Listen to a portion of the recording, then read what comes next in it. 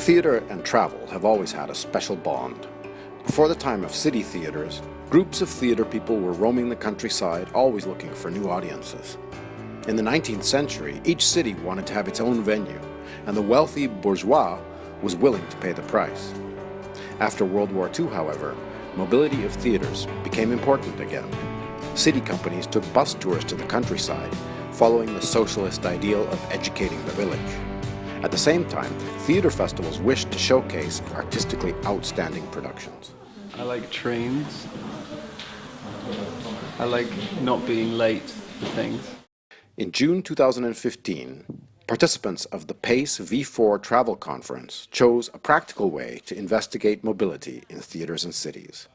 By visiting 8 cities in 4 countries by train and even by bicycle, the group of theatre specialists tested how cities can be reached by public transport and how audiences approach their theatre venues. They focused on the issue of access of theatre, both literally and symbolically. So maybe we should have it as a suggestion in our report that we should definitely have an international train reservation I like your definition that Hungarian, Czech and Polish and Slovak railways, it's another century then. A specific feature of the Visegrad region is its blending of historical, political and cultural contexts. Its theatre has always been an important initiator of social and political processes. A dense performing arts infrastructure is also specific to the V4 region, and mobility plays an essential role in its genesis and existence.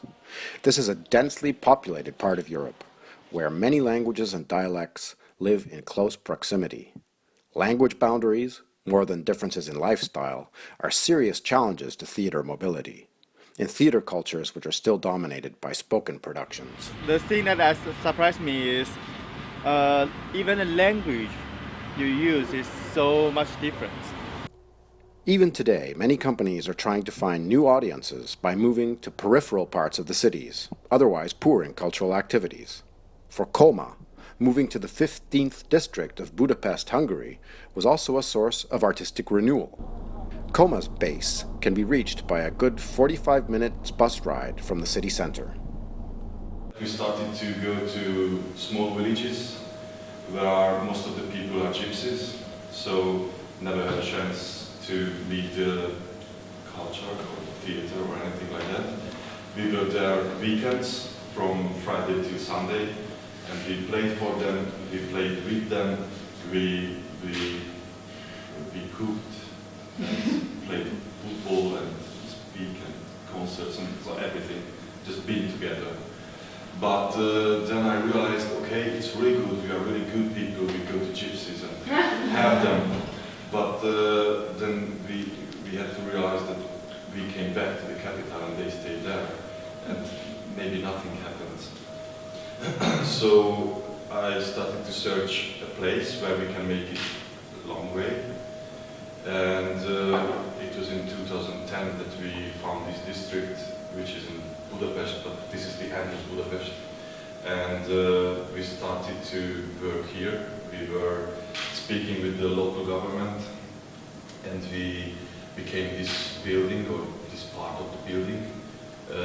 We worked with actors, professional actors, but also we worked with the high schools.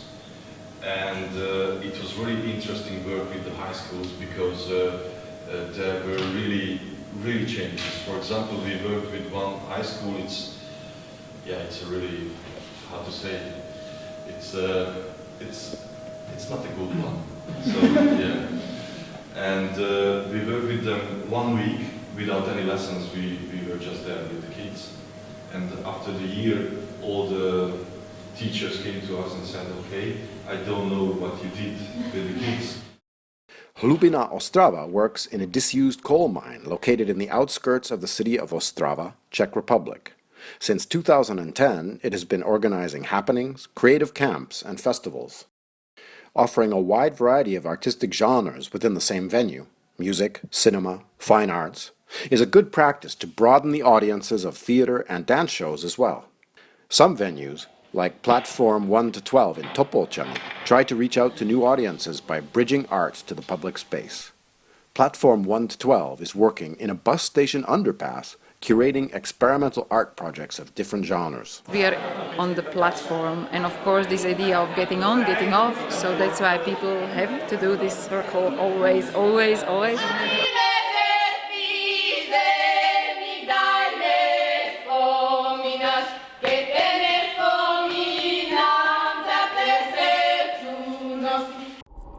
A multi-genre approach is also chosen by the Lasnia Nova Theatre in Krakow, Poland, which is situated no less than 10 kilometers from downtown, yet it has frequent tram connections to the center.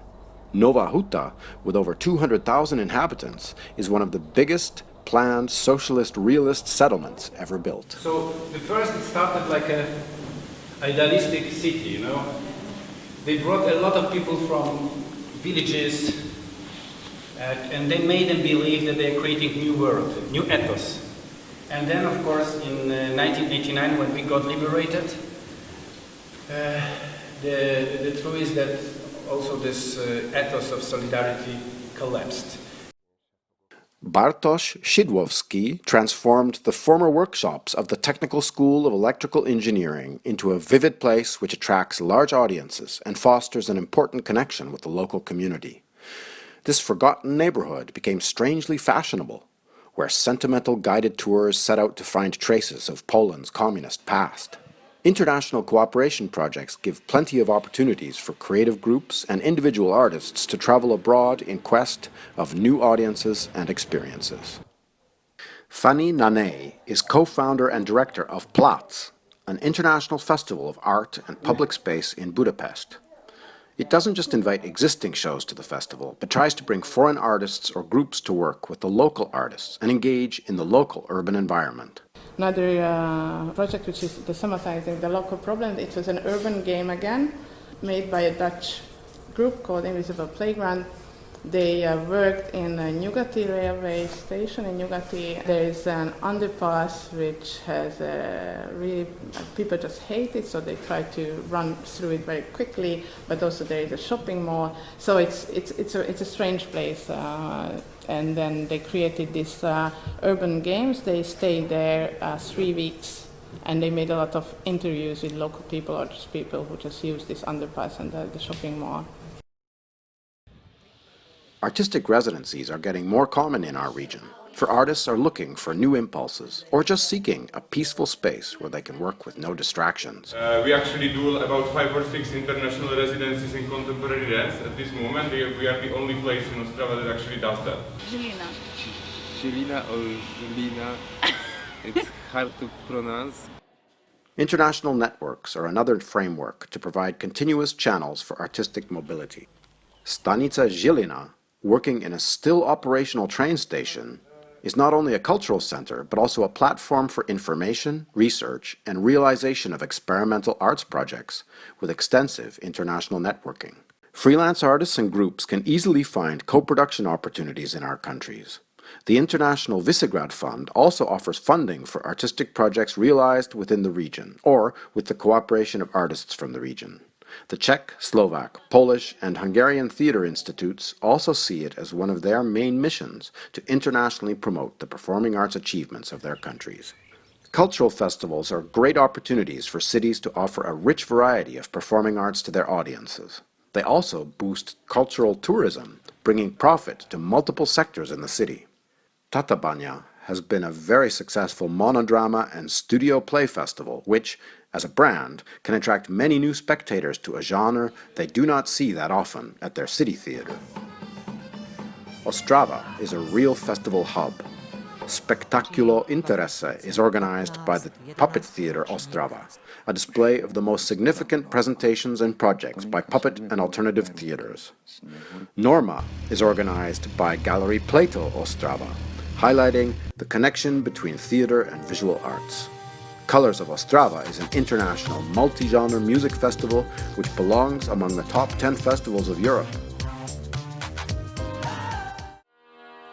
Founded in 1996, the Flora Theatre Festival in Olomouc is one of the most exciting festivals in the Czech Republic. finding the right number and size of theater venues is often challenging for festivals in smaller towns. We do profiles of the companies like Komedia, Reduta, Bezruči, I think the best companies in our country. The other dramaturgical line is focused on Visegrad, so we try to present best dance performances, dance non-verbal, alternative performances from Visegrad countries. We work on establishing a network in the field of Visegrad dance. The main national showcases of performing arts in the V4 countries usually also have an international visitors program. The National Festival of Theatres PACE.V4 takes place in Pécs, Hungary, while Kisvárda has a showcase of the Hungarian theatres abroad. In Slovakia, there's Divadelná Nitra, hosted by the town of Nitra, and Nová Drama in Bratislava, which focuses on contemporary writing for the stage. In the Czech Republic, the national showcases are the Czech Dance Platform in Prague and the International Festival Theatre in Pilsen. Boská Komédia in Krakow and Dialog Festival in Wrocław are only two of Poland's many dozens of festivals presenting theatre. Visegrad countries really likes to present bags. Conference about bags, you know. Many people who live in this part of Europe, in Central Europe, East Europe, still have the feeling that we have to catch up. And it will be good to sort of cherish and increase the sense that we have actually a lot to offer. But I don't think that it needs to be treated more than a network and a possibility, because I think any kind of identity is constructed. I just see all the positive in the Czech Republic that they just can be really happy and proud of. I really admire how independent structures in region working. In Moldova we don't have this. We have these structures only in Chisinau, in the capital. Thank you.